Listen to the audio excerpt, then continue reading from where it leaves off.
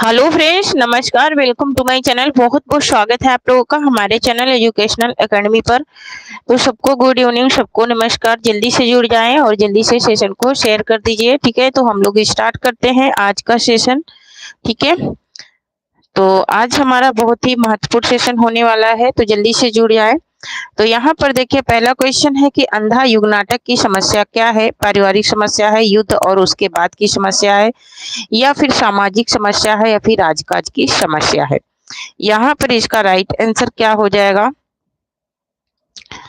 तो यहाँ पर इसका राइट आंसर हो जाएगा हमारा क्या, ऑप्शन नंबर ए हो जाएगा। ये क्या है, पारिवारिक समस्या है। ऑप्शन नंबर ए राइट हो जाएगा। नेक्स्ट क्वेश्चन देख लेते हैं। नेक्स्ट है कि अपेक्षा पत्रिका के संपादक हैं। अपेक्षा पत्रिका के संपादक कौन है? तेज सिंह है, पंकज बिष्ट है, या फिर जयप्रकाश करदम है, या फिर अशोक मिश्र हैं। यहाँ पर इसका राइट आंसर हो जाएगा हमारा क्या, ऑप्शन नंबर बी राइट हो, ऑप्शन नंबर ए राइट हो जाएगा। तेज सिंह थे इस पत्रिका के संपादक। नेक्स्ट क्वेश्चन देख लेते हैं। नेक्स्ट है कि कल्पना पत्रिका के संपादक कौन थे? आज्ञे थे, बद्री विशाल थे, या फिर रघुवीर सहाय थे, या फिर धर्मवीर भारती थे। तो यहाँ पर इसका राइट आंसर हो जाएगा हमारा ऑप्शन नंबर डी हो जाएगा। धर्मवीर भारती की है, धर्मवीर भारती इसके संपादक थे। नेक्स्ट क्वेश्चन है कि छाया पथ किस विधा की रचना है? एकांकी है, संस्मरण है, गद्य काव्य है, या फिर रिपोर्टार्ज है। यहाँ पर इसका राइट आंसर क्या हो जाएगा? तो यह एक क्या है, यह एक गद्य काव्य है। नेक्स्ट क्वेश्चन देख लेते हैं।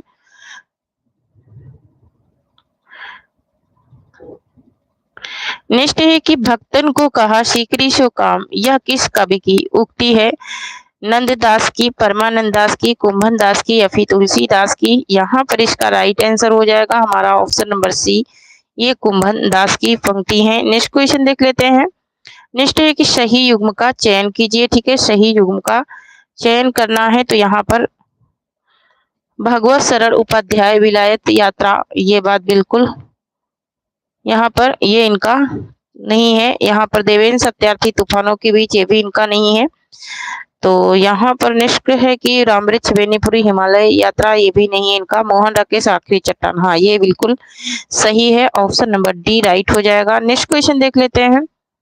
नेक्स्ट है कि संविधान के किस अनुच्छेद के उपबंधों के अधीन रहते हुए संसद में कार्य हिंदी या अंग्रेजी में किया जाएगा? तो किस अनुच्छेद के अंतर्गत किया जाएगा? तो ये किया जाएगा अनुच्छेद 348 के अंतर्गत किया जाएगा। नेक्स्ट क्वेश्चन देख लेते हैं। नेक्स्ट है कि संविधान की 8वीं अनुसूची में बोडो, डोगरी, मैथिली और संथाली भाषाओं को किस वर्ष शामिल किया गया? किस वर्ष शामिल किया गया? तो ये किया गया था 2003 में। ऑप्शन नंबर सी राइट हो जाएगा। नेक्स्ट क्वेश्चन देख लेते हैं। नेक्स्ट है कि कुटज निबंध के लेखक हैं। कुटज निबंध के लेखक कौन है, ये बात पूछी जा रही, तो हजारी प्रसाद द्विवेदी का निबंध है। नेक्स्ट देख लेते हैं। नेक्स्ट है कि परिशिष्ट उपन्यास किस विषय पर केंद्रित है? परिशिष्ट धर्मांतरण पर, या फिर पर्यावरण पर, या फिर शिक्षा पर, या फिर राजनीति पर। यहाँ पर इसका राइट आंसर क्या हो जाएगा? यहाँ पर इसका राइट आंसर हो जाएगा ऑप्शन नंबर डी, राजनीति पर ये संबंधित है। नेक्स्ट देख लेते हैं। नेक्स्ट है कि वाक पत्रिका के वर्तमान संपादक कौन है? वाक पत्रिका के वर्तमान संपादक पूछ रहा है। अरुण महेश्वरी हैं, रविंद्र कालिया हैं, या फिर सुधीर पचौरी हैं, या फिर अरुण कमल हैं। यहाँ पर इसका राइट आंसर क्या हो जाएगा? तो यहाँ पर इसका राइट आंसर हो जाएगा option number C, Sudhir Pachauri हैं। नेक्स्ट क्वेश्चन देख लेते हैं। नेक्स्ट है कि पाली पद की बहुमान्य व्युत्पत्ति है। बहुमान व्युत्पत्ति पूछ रहा है इसकी। तो बहुमान व्युत्पत्ति जो इसकी है वो है यहाँ पर पर्याय, पलियाय, पलिलाल, याल, या फिर पाली, है ना। यहाँ पर यही ऑप्शन नंबर सी यहाँ पर राइट हो जाएगा। नेक्स्ट क्वेश्चन देख लेते हैं। नेक्स्ट है कि पाली भाषा के सर्वप्रधान व्याकरण है। पाली भाषा के सर्वप्रधान व्याकरणकर्ता कौन है, ये पूछ रहा है। तो कच्चायन है पाली भाषा के सर्वप्रधान व्याकरणकर्ता। नेक्स्ट क्वेश्चन देख लेते हैं। नेक्स्ट है कि रचना की दृष्टि से क्रिया के भेद हैं। रचना की दृष्टि से क्रिया के कितने भेद होते हैं? तो क्रिया के 2 भेद होते हैं। एक होती है सकर्मक क्रिया, एक होती है सकर्मक क्रिया और दूसरी होती है अकर्मक क्रिया, है ना। तो यही दो भेद हैं रचना की दृष्टि से। नेक्स्ट क्वेश्चन देख लेते हैं। नेक्स्ट है कि या रा ला वा व्यंजनों को क्या कहते हैं? व्यंजनों को क्या कहते हैं? या रा ला वा व्यंजनों को कहते हैं। तो या रा ला वा व्यंजनों को क्या कहते हैं? अंतस्थ व्यंजन कहते हैं। ऑप्शन नंबर बी राइट हो जाएगा। नेक्स्ट क्वेश्चन है कि सदियों का संताप किस कवि की कृति है? सदियों का संताप पूछ रहा है। सदियों का संताप जो है वो किस कवि की कृति है? जयप्रकाश करदम की, मोहन दास नैमिषारण्य की, ओम प्रकाश वाल्मीकि की या फिर सुशीला टागोरे की। तो यहाँ पर इसका राइट आंसर हो जाएगा हमारा ऑप्शन नंबर सी हो जाएगा, ओम प्रकाश वाल्मीकि का है।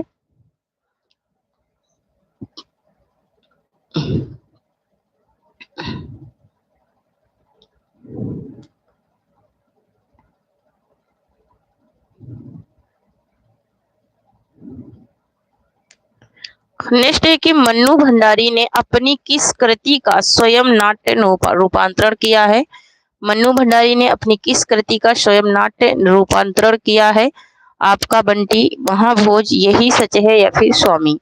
किसमें इन्होंने अपना खुद का रूपांतरण किया है, ये बात पूछी जा रही है। तो इन्होंने महाभोज में। ऑप्शन नंबर बी राइट हो जाएगा। नेक्स्ट क्वेश्चन देख लेते हैं। नेक्स्ट है कि देव रचित अष्टयाम ग्रंथ का विषय वस्तु है। अष्टयाम ग्रंथ का जो विषय वस्तु है वो क्या है?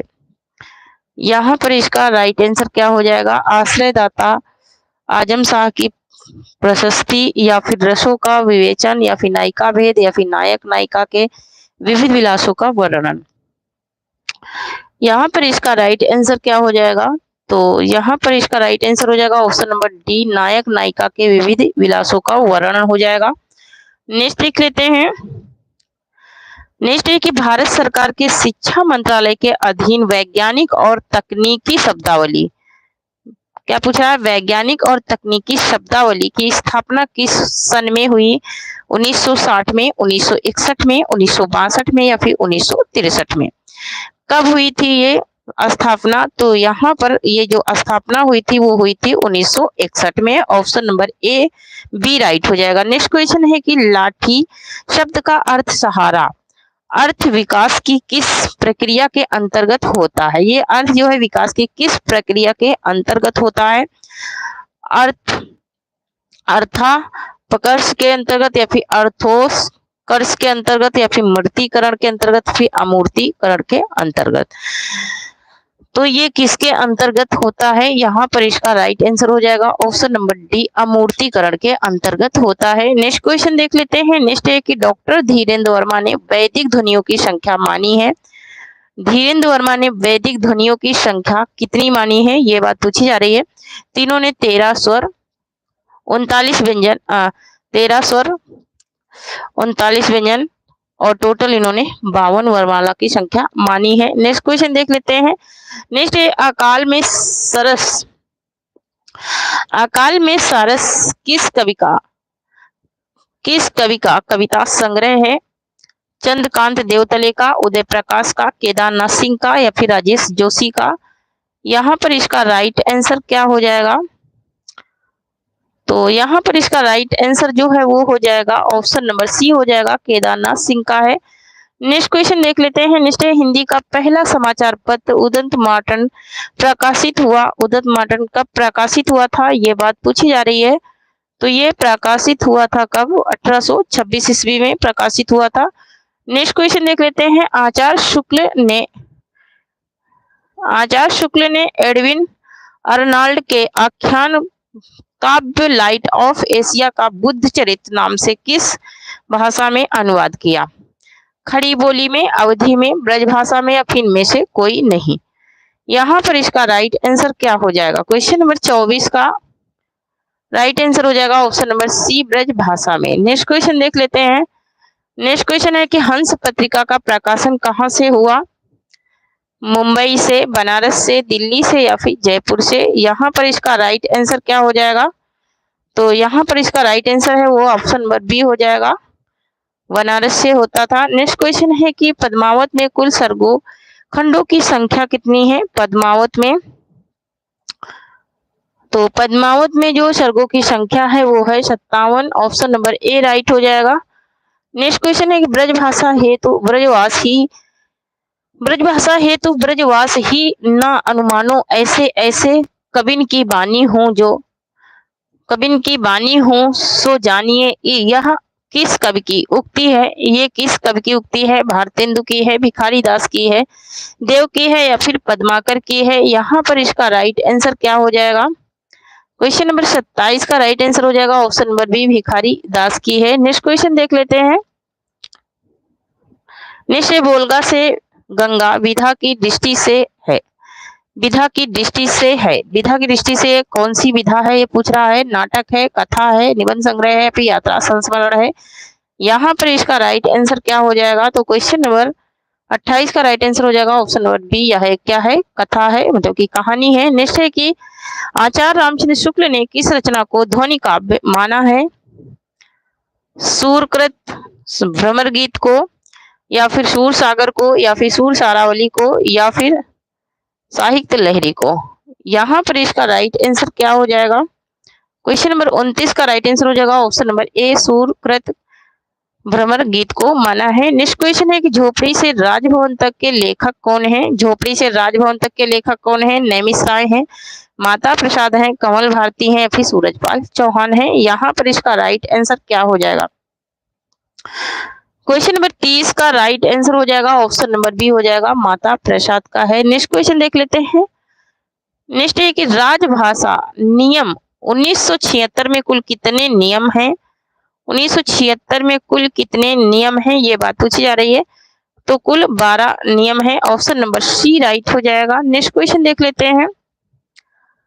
नेक्स्ट है कि उच्चतम न्यायालय उच्च न्यायालयों में अधिनियमों, विधेयकों आदि के लिए प्रयोग की जाने वाली भाषा का उल्लेख संविधान के किस अनुच्छेद में है? संविधान के किस अनुच्छेद में है? तो ये अनुच्छेद 348 में है, ऑप्शन नंबर डी राइट हो जाएगा। नेक्स्ट क्वेश्चन देख लेते हैं। नेक्स्ट है कि हिंदी की वैज्ञानिक एवं तकनीकी शब्दावली के निर्माण हेतु संस्कृत शब्दों को प्राथमिकता देते हुए उपयोगी शब्द ग्रहण किए जाते हैं।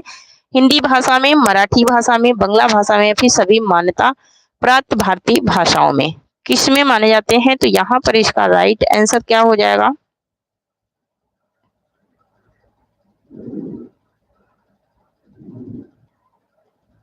तो यहाँ पर इसका राइट आंसर क्या हो जाएगा? ऑप्शन नंबर डी हो जाएगा, सभी मान्यता प्राप्त भारतीय भाषाओं में माने जाते हैं।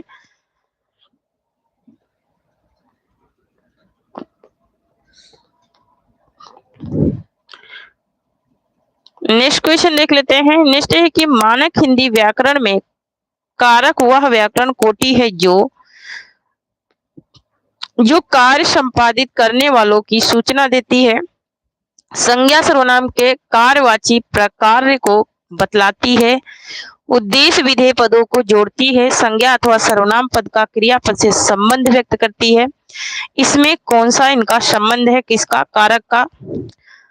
कारक का इसमें किससे संबंध जुड़ा है? तो ये इनका संज्ञा अथवा सर्वनाम पद क्रियापद से संबंध स्थापित करने का संबंध जुड़ा है। नेक्स्ट देख लेते हैं।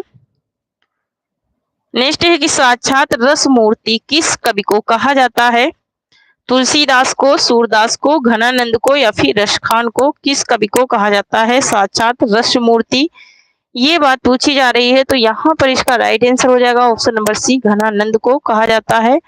नेक्स्ट क्वेश्चन देख लेते हैं। नेक्स्ट है कि राघव चेतन का संबंध है। राघव चेतन का संबंध किससे है? रामकथा से, कृष्ण कथा से, संत काव्य से, या फिर पद्मावत से।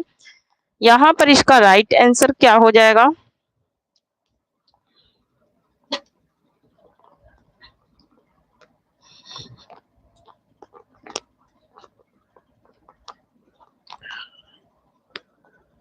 तो यहाँ पर इसका राइट आंसर हो जाएगा हमारा क्या, राघव चेतन का जो संबंध है वो है किससे? वो है पद्मावत से। ऑप्शन नंबर यहाँ पर डी राइट हो जाएगा। नेक्स्ट क्वेश्चन देख लेते हैं।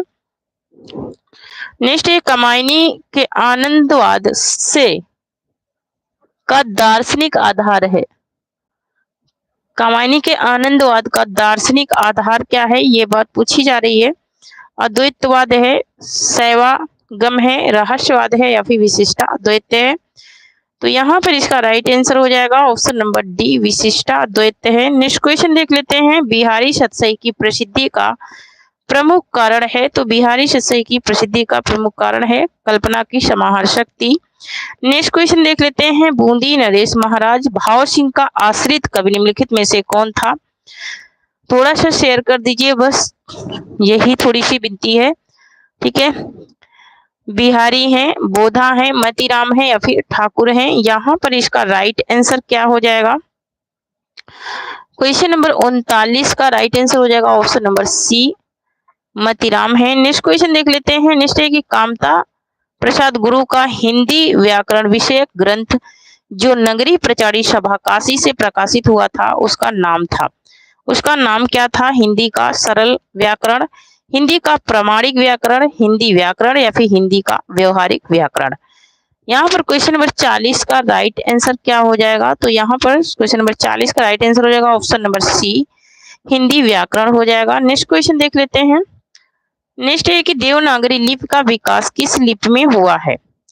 तो देवनागरी लिपि का जो विकास हुआ है वो ब्राह्मी लिपि में हुआ है। किसमें हुआ है, ब्राह्मी लिपि में हुआ है। ऑप्शन नंबर सी राइट हो जाएगा। नेक्स्ट है कि सुनीत कुमार चटर्जी ने आधुनिक भारतीय आर्य भाषाओं के अंतर्गत पूर्वी हिंदी को किस शाखा के भीतर रखा। पूर्वी हिंदी को जो रखा है उन्होंने किस शाखा के भीतर रखा है। तो उन्होंने वाच्य शाखा के भीतर रखा है। नेक्स्ट क्वेश्चन है कि सर्वनाम का रूपांतरण किस कारण से नहीं होता।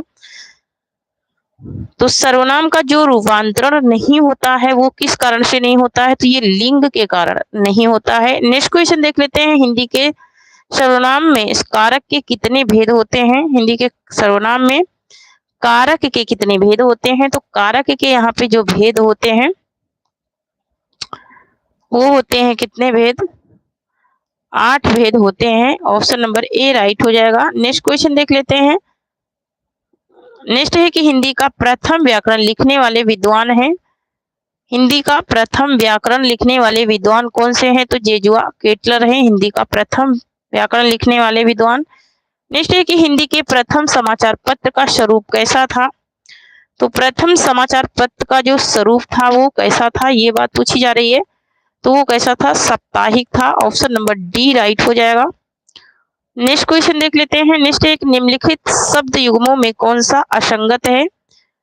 तो यहाँ पर कारतूस जो है ये अंग्रेजी भाषा का शब्द नहीं है, ये तुर्की भाषा का शब्द है। नेक्स्ट देख लेते हैं, नेक्स्ट प्रसिद्ध कहानीकार विजय दांडे था कि उस कहानी का नाम क्या है जिसे अमोल पालेकर ने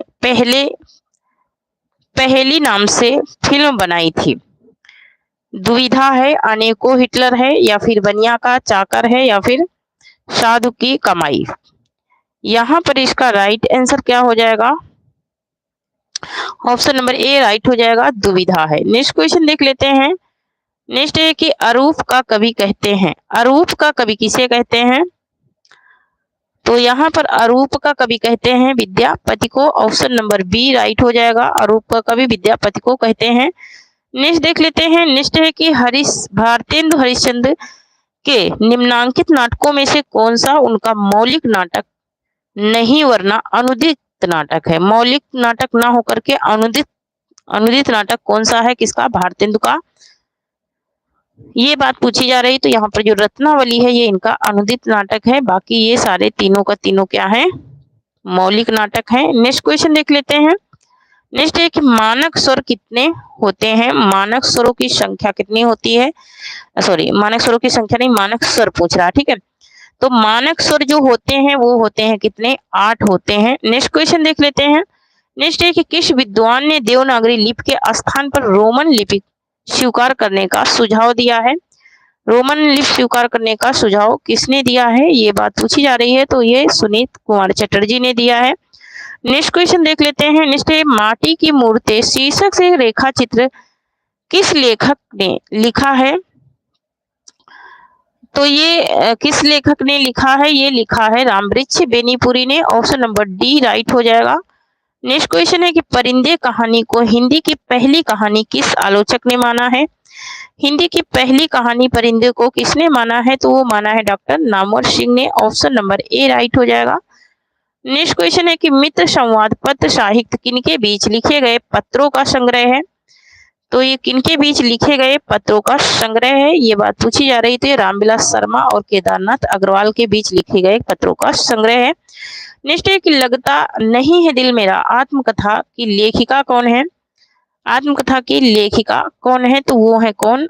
कृष्णा अग्निहोत्री हैं। नेक्स्ट क्वेश्चन देख लेते हैं, हिंदी जाति की अवधारणा के पुरुषकर्ता कौन है? हिंदी जाति की अवधारणा के पुरुषकर्ता पूछ रहा है। तो हिंदी जाति की अवधारणा के पुरुषकर्ता हैं Ramvilas Sharma. Option number C यहाँ पर राइट हो जाएगा। नेक्स्ट क्वेश्चन देख लेते हैं। नेक्स्ट है कि इनमें से कौन सी कृति प्रतिबंधित रही है? तो जो कृति प्रतिबंधित रही है उसकी बात पूछी जा रही है। तो प्रतिबंधित कौन सी कृति थी? चिनगारियां थी। ऑप्शन नंबर बी राइट हो जाएगा। नेक्स्ट क्वेश्चन है कि जगदम्बा बाबू गांव आ रहे हैं कहानी संग्रह किस कथा लेखिका का है? तो जगदम्बा बाबू गांव आ रहे हैं ये है किसका? चित्रा मुद्गल का है। ऑप्शन नंबर बी राइट हो जाएगा। नेक्स्ट देख लेते हैं। नेक्स्ट है कि इनमें से कौन सी भाषा संविधान की 8वीं अनुसूची में नहीं है? संविधान की 8वीं अनुसूची में कौन सी भाषा नहीं है? तो भोजपुरी नहीं है। ऑप्शन नंबर बी राइट हो जाएगा। नेक्स्ट देख लेते हैं, विस्मय या आश्चर्य किस रस का अस्थाई भाव है? विस्मय या आश्चर्य जो है वो किस रस का अस्थाई भाव है? तो यह अद्भुत रस का जो है अस्थाई भाव है। ऑप्शन नंबर सी राइट हो जाएगा। नेक्स्ट क्वेश्चन देख लेते हैं। नेक्स्ट है कि आचार्य रामचंद्र शुक्ल के अनुसार सूर्य काव्य की ऐसी कौन बड़ी भारी विशेषता है जो तुलसीदास में उतनी नहीं है? जो तुलसीदास में उतनी नहीं है ऐसी कौन सी विशेषता है? तो वो है नवीन प्रसंगों की उद्भावना। इनके जो नए नए प्रसंग होते थे उनकी उद्भावना इसमें नहीं है तुलसी में। नेक्स्ट देख लेते हैं। नेक्स्ट है कि भाषा वह साधन है जिसके द्वारा मनुष्य अपने विचार दूसरों पर भली भांति प्रकट कर सकता है और दूसरों के विचारों को स्पष्टता समझ सकता है। यह परिभाषा किसकी है? कामता प्रसाद गुरु की है, किशोरी दास वाजपेयी की है, श्याम सुंदर दास की है, महावीर प्रसाद द्विवेदी की है। तो यहाँ पर इसका राइट आंसर क्या हो जाएगा? यहाँ पर इसका राइट आंसर हो जाएगा ऑप्शन नंबर ए, कामता प्रसाद गुरु की है। ऑप्शन नंबर ए राइट हो जाएगा। नेक्स्ट देख लेते हैं। नेक्स्ट है कि लोकनायक वही हो सकता है जो समन्वय करने का अपार धैर्य लेकर आया हो। उनका सारा काव्य समन्वय की विराट चेष्टा है। इन पंक्तियों के लेखक कौन है? आचार्य रामचंद्र शुक्ल हैं, आचार्य हजारी प्रसाद द्विवेदी हैं, आचार्य नंद दुलारे वाजपेयी हैं, डॉक्टर नागेंद्र हैं। यहाँ पर इसका राइट आंसर क्या हो जाएगा? तो यहाँ पर इसका राइट आंसर हो जाएगा ऑप्शन नंबर बी, आचार्य हजारी प्रसाद द्विवेदी हैं। ऑप्शन नंबर बी राइट हो जाएगा। नेक्स्ट क्वेश्चन देख लेते हैं। नेक्स्ट है कि भरत मुनि के रस सूत्र की अनुमितिवाद पर आधारित व्याख्या किस आचार्य की है? आधारित व्याख्या जो है ये किस आचार्य की है, ये बात पूछी जा रही है। तो ये है शंकु की। ऑप्शन नंबर सी राइट हो जाएगा। नेक्स्ट क्वेश्चन देख लेते हैं। नेक्स्ट है कि सर्वप्रथम किस आलोचक ने अपने किस ग्रंथ में देव बड़े हैं या बिहारी विवाद को जन्म दिया है? देव बड़े हैं या बिहारी विवाद को जन्म दिया है? तो ये मिश्र बंधु के हिंदी नवरत्न में। नेक्स्ट क्वेश्चन देख लेते हैं। नेक्स्ट है बांधा था विधु को किसने इन काली जंजीरों से, मणि वाले फड़ियों का मुख क्या भरा हुआ हीरो से। इन पंक्तियों में कौन सा अलंकार है? इन पंक्तियों में कौन सा अलंकार है, ये बात पूछी जा रही है। तो यहाँ पर रूपक तिशोक्ति अलंकार है। ऑप्शन नंबर बी राइट हो जाएगा। नेक्स्ट है कि देव कवि किस जिले के थे? देव कवि जो थे वो किस जिले के थे? तो ये इटावा के थे। ऑप्शन नंबर डी राइट हो जाएगा। नेक्स्ट क्वेश्चन देख लेते हैं। नेक्स्ट है कि आचार्य रामचंद्र शुक्ल ने हिंदी साहित्य का इतिहास के आधुनिक गद्य साहित्य परंपरा का प्रवर्तन के अंतर्गत प्रथम स्थान की काल विधि निर्धारित की है। तो प्रथम स्थान की जो काल विधि इन्होंने निर्धारित की है वो की है कितनी? वो की है संवत 1925 से 1950 विक्रमी तक। नेक्स्ट क्वेश्चन देख लेते हैं। नेक्स्ट है कि अखरावट काव्य कृति के रचयिता कौन है? अखरावट के कौन है? उस्मान है, जैसी है, मंझन है या फिर कुतुबन है। यहाँ पर इसका राइट आंसर क्या हो जाएगा? तो क्वेश्चन नंबर 70 का राइट आंसर हो जाएगा ऑप्शन नंबर बी, जैसी है। नेक्स्ट क्वेश्चन देख लेते हैं। नेक्स्ट है कि आल्पिन और गमला किस विदेशी भाषा के शब्द हैं? आल्पिन और गमला फ्रेंच के, जापानी के, अंग्रेजी के या फिर पुर्तगाली के। यहाँ पर इसका राइट आंसर क्या हो जाएगा? तो क्वेश्चन नंबर 71 का राइट आंसर हो जाएगा ऑप्शन नंबर डी, पुर्तगाली के हैं। नेक्स्ट क्वेश्चन देख लेते हैं। नेक्स्ट है कि भक्ति काल के किस कवि को जड़िया विशेषण से विभूषित किया गया? तो जड़िया विशेषण से नंददास को विभूषित किया गया। नेक्स्ट क्वेश्चन है कि रचना के आधार पर वाक्य के भेद हैं। तो रचना के आधार पर वाक्य के 3 भेद होते हैं, सरल वाक्य, संयुक्त वाक्य और मिश्र वाक्य। नेक्स्ट क्वेश्चन है कि कत देखत कामिनी देई दामिनी को यह बाय और थर थर सो तन फिरे फर फरसती घन माही किस कवि की पंक्तियां हैं? ये किस कवि की पंक्तियां हैं? तो ये हैं बिहारी लाल की पंक्तियां। ऑप्शन नंबर बी राइट हो जाएगा। नेक्स्ट क्वेश्चन देख लेते हैं। नेक्स्ट है कि भरत मुनि के रस सूत्र की अनुमितिवाद पर आधारित व्याख्या किस आचार्य की है? अनुमितिवाद पर आधारित जो व्याख्या है वो किस आचार्य की है, ये बात पूछी जा रही है। एक सेकंड, यहाँ पे रिपीट हो गया है।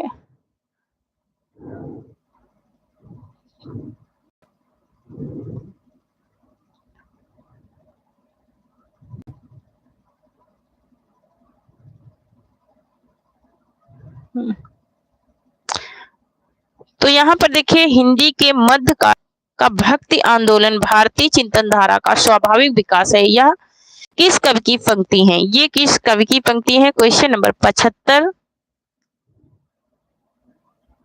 पूछ रहा है। तो यहाँ पर ये आचार्य हजारी प्रसाद द्विवेदी की पंक्ति है।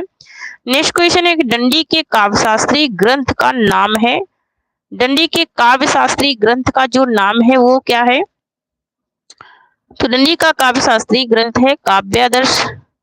क्या है? काव्य दर्श है। नेक्स्ट क्वेश्चन देख लेते हैं।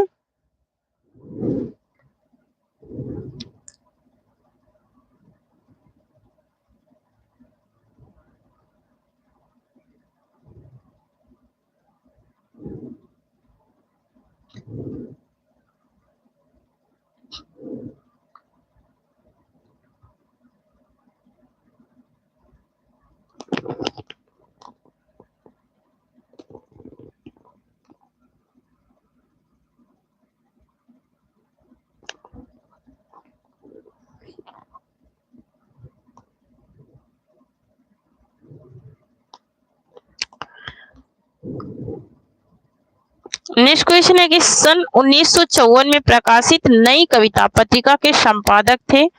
तो नई कविता पत्रिका के संपादक कौन थे? वो थे doctor Ramkumar Verma. Option number C right हो जाएगा। नेक्स्ट है कि एक सेकंड, नेक्स्ट है कि खलटही का दूसरा नाम है। खलटाही का दूसरा नाम क्या है? तो खलटाही का जो दूसरा नाम है वो है Chhattisgarhi. Option number D right हो जाएगा। नेक्स्ट क्वेश्चन देख लेते हैं।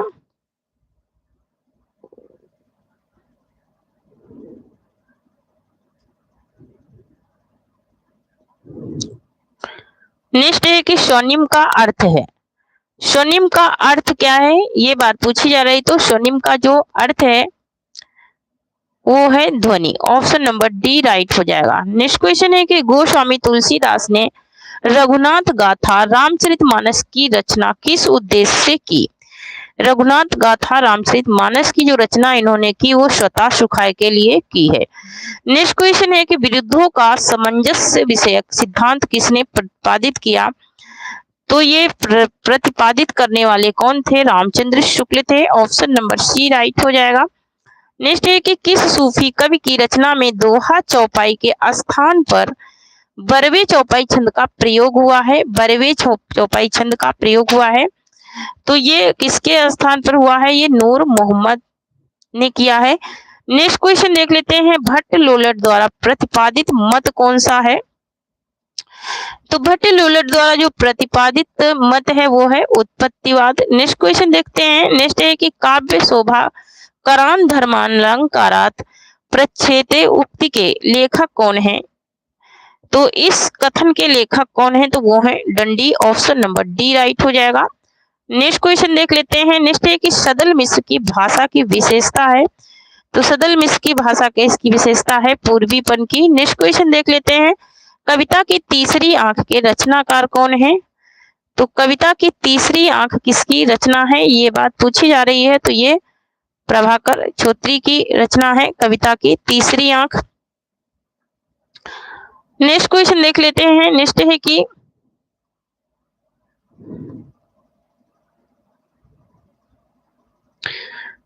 है कि भक्ति काल को हिंदी काव्य का स्वर्ण युग सर्वप्रथम किसने कहा? तो भक्ति काल का स्वर्ण युग कहने वाले कौन है? सर्वप्रथम गियर्सन है। ऑप्शन नंबर सी राइट हो जाएगा। नेक्स्ट क्वेश्चन देख लेते हैं। हिंदी के काव्य भाषा पारक समीक्षक का नाम है। तो हिंदी के काव्य भाषा पारक जो समीक्षक हैं वो है doctor Ramswaroop Chaturvedi. Next question देख लेते हैं। संवेदात्मक ज्ञान और ज्ञानात्मक संवेदन सूत्र के प्रयोक्ता कौन है?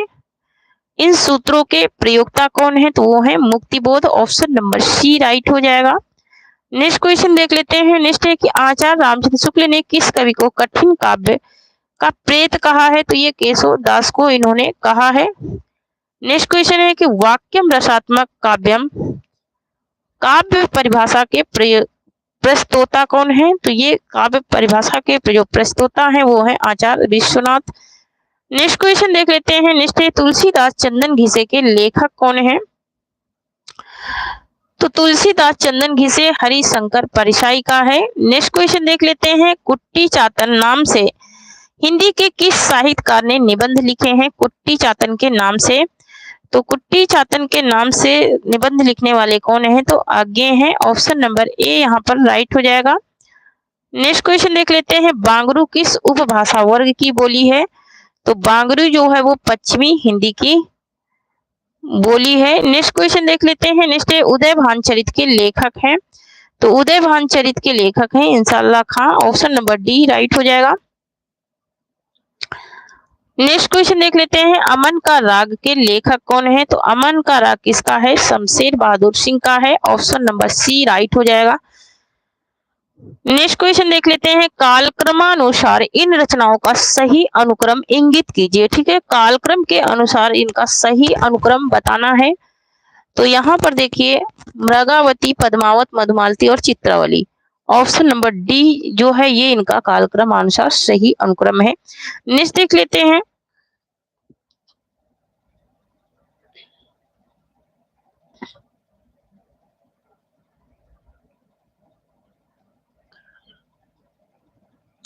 नेक्स्ट है कि प्रकाशन वर्ष के अनुसार निम्नलिखित आत्मकथाओं का सही अनुक्रम है।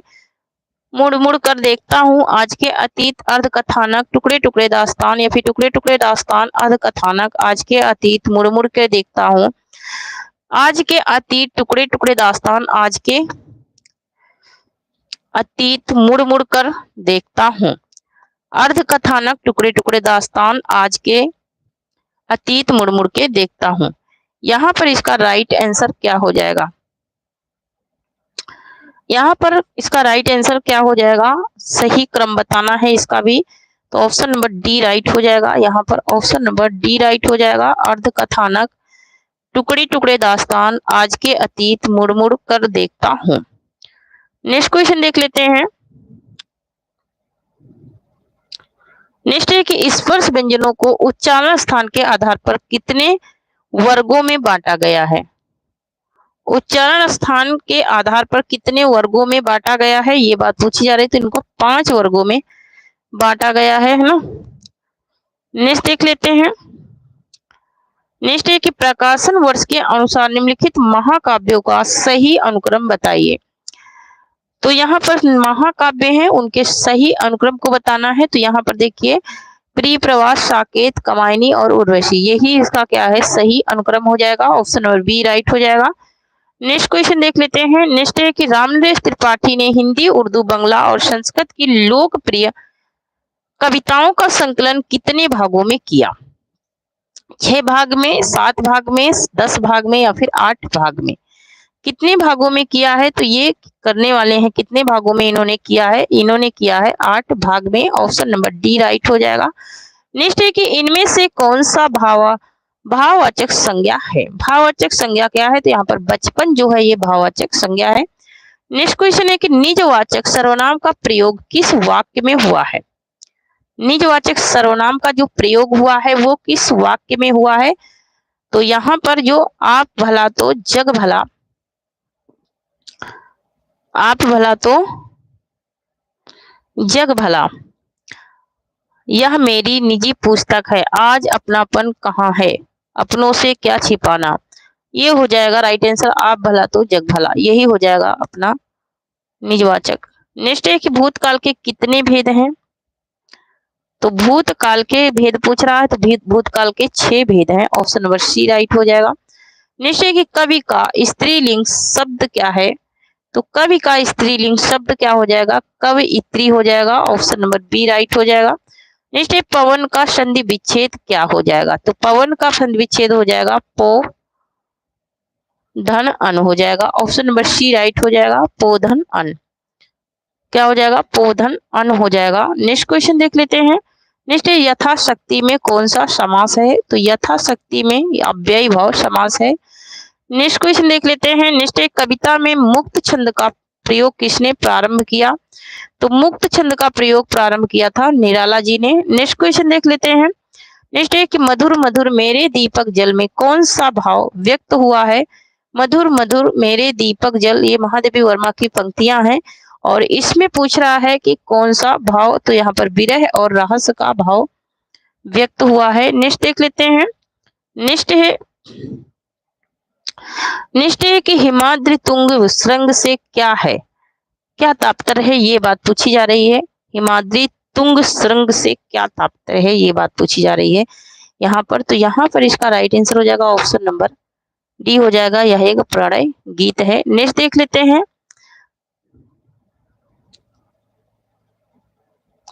नेक्स्ट है कि जी हाँ हुजूर मैं गीत बेचता हूँ किस कविता की पंक्ति है, तो ये किस कविता की पंक्ति है, ये गीत फरोश की पंक्ति है। नेक्स्ट क्वेश्चन है कि जनतंत्र का जन्म किस कवि की रचना है।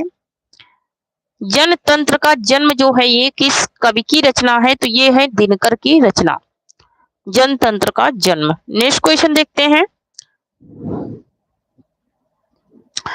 नेक्स्ट है कि इनमें से कौन आंचलिक कथाकार है, तो कौन आंचलिक कथाकार है, ये बात पूछी जा रही है। तो फरिश्ता रेणु जो है वो आंचलिक कथाकार है।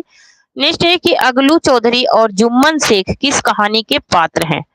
अगलू चौधरी और जुम्मन शेख ये जो है ये किस कहानी के पात्र हैं, तो ये पंच परमेश्वर के पात्र हैं। नेक्स्ट क्वेश्चन देखते हैं। नेक्स्ट है दिल्ली में एक मौत किस कहानी की रचना, किस कहानीकार की रचना है। दिल्ली में एक मौत किस कहानीकार की रचना है, तो दिल्ली में एक मौत जो है वो कमलेश्वर की रचना है। नेक्स्ट क्वेश्चन देखते हैं। नेक्स्ट है कि भारत विभाजन और सांप्रदायिकता की घटनाओं से संबंधित कौन सी कहानी। भारत विभाजन और सांप्रदायिकता की घटनाओं से संबंधित कहानी कौन सी है, ये बात पूछी जा रही है। तो मलबे का मालिक क्या है, मलबे का मालिक है। नेक्स्ट है कि वापसी कहानी में किस पात्र की वापसी का जिक्र है। वापसी कहानी में किस पात्र की वापसी का जिक्र है, तो यहाँ पर गजाधर बाबू की वापसी का जिक्र है। नेक्स्ट क्वेश्चन है कि शिव का विशेषण क्या है। शिव का विशेषण पूछ रहा है, तो शिव का विशेषण है शैव। नेक्स्ट देख लेते हैं। अंधे की लकड़ी का अर्थ क्या है। अंधे की लकड़ी का अर्थ क्या है, तो एकमात्र सहारा होता है। नेक्स्ट है कि वीरू और जय को चोली दामन का साथ है रेखांकित मुहावरे का अर्थ है। रेखांकित मुहावरे का क्या अर्थ है, ये बात पूछी जा रही है। तो यहाँ पर इसका राइट आंसर हो जाएगा एक दूसरे पर निर्भरता। नेक्स्ट है कि एक सेकंड। नेक्स्ट है कि टिप्पस लगाना का अर्थ है। टिप्पस लगाना का अर्थ क्या हो जाएगा, तो टिप्पस लगाना का अर्थ हो जाएगा सिफारिश करना। नेक्स्ट क्वेश्चन है कि जो गणना योग्य ना हो। जो गणना योग्य न हो उसे क्या कहेंगे, उसे कहेंगे अशंख। नेक्स्ट है कि शिव की आराधना करने वाले को क्या कहेंगे, शिव की आराधना करने वाले को क्या कहते हैं, तो शिव की आराधना करने वाले को शैव कहते हैं।